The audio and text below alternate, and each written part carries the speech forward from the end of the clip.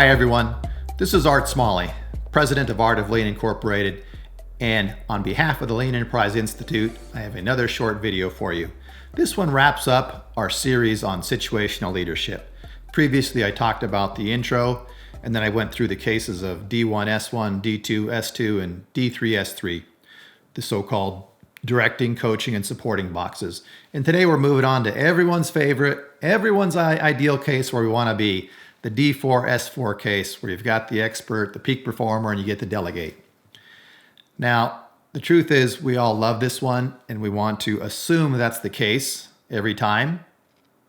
And you got to remember, as a leader, it's only one of the four possible cases in this situation, okay? And arguably there's more than four cases, all right? But at the highest level, we'll break it down into four. And you got to remember, not all teams are that highly skilled. Peak performers, like here's an Olympic athlete, a swimmer example, okay?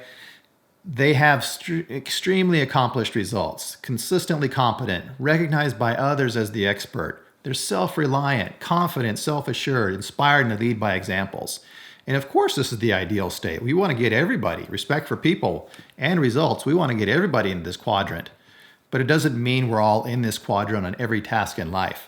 You know, juggling balls, I'm still in the D1, S1 category, just moving into the D2, S2, starting to get discouraged because I can't get that fourth ball going. I can't get past, 30 ball juggles most day. Look, that's normal. And the problem I see in a lot of lean organizations, to be honest with you, is executives want to assume teams are already at this D4, high competence, high commitment stage, and they're not.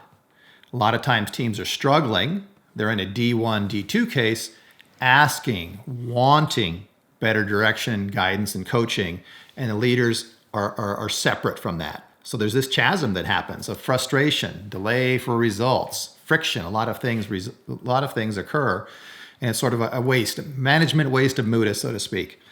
And you want to get through those stages as fast as you can and close the gaps and realize, where are we? Where your skills are versus you think they are. What's the team actually performing at versus what you desire them to be? And close that gap. Change your style to match the situation accordingly. If they are D4, that is great. That's the easiest case in the world. You delegate, you get out of the way, you support.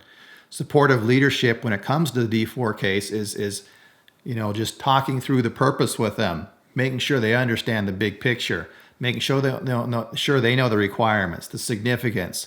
They, extreme with them. They've got confidence, and you're building up on top of that confidence they already possess. Getting some excitement, and on your side, it's humility. You're giving them an opportunity to further shine, and you're trying to stay out of the way. You're building their career. You're advancing their career, not your own. And on the directive side, it can be small things. It's very targeted and specific. Again, you're not going to bore an expert by asking him or her what's the problem, what's your obstacle. They already know. They're the expert. Okay, you're going to help them with requirements, resources. Ask them how they're going to proceed. Any questions or concerns they might have. How can you support them? Let's meet again in XX 2 weeks time or whatever that might be. And see how it's going. They give you an update, or you arrange for them to give an update to a senior team. You help them succeed, okay? Even in delegating cases. Now, there's a lot of cases for this in the world, sports analogies. Experts, at the highest level in sports, by and large, coach themselves. They do have head coaches of sports teams, but you got to realize that this is one of the difficult things in coaching, that the star athlete also kind of is a coach on a lot of teams, especially in the individual sports like track and field or swimming. All right, team sports, it's very difficult to coach. The Michael Jordans, LeBron James, or Kobe Bryants of the world in basketball. The coach has to be very careful how you treat those expert and star athletes.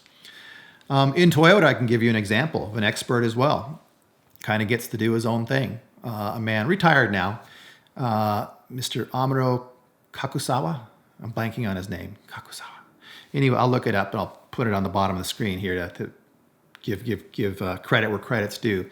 But he was the expert problem solver in Toyota for 2 decades. The experts. And he wrote a book in Japanese. It was translated in English. It wasn't translated that well. It's a mishmash of examples.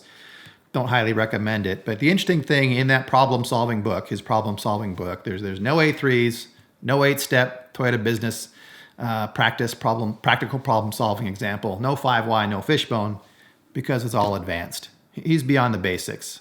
Experts don't follow the rule. Okay, it's not cookie cutter. You can't treat them as people who follow cookie cutter steps. They break the rules. This guy invents new tools, changes the Toyota problem-solving process, and he's the expert they called in on many, many top problems throughout the history. They don't just fill in the blank, okay? They do things above and beyond what the normal problem solvers or performers can do. And there's many cases like this in Toyota and in life too, you know? Chief engineers, the greatest example I can think of Toyota. You're not giving them a ton of direction and guidance. You're not asking them what the problem is or you know, what's the obstacle or open-ended questions.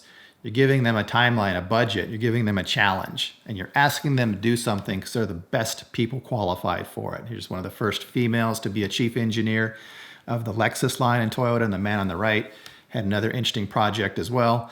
But the point is, they get to lead. They get to direct.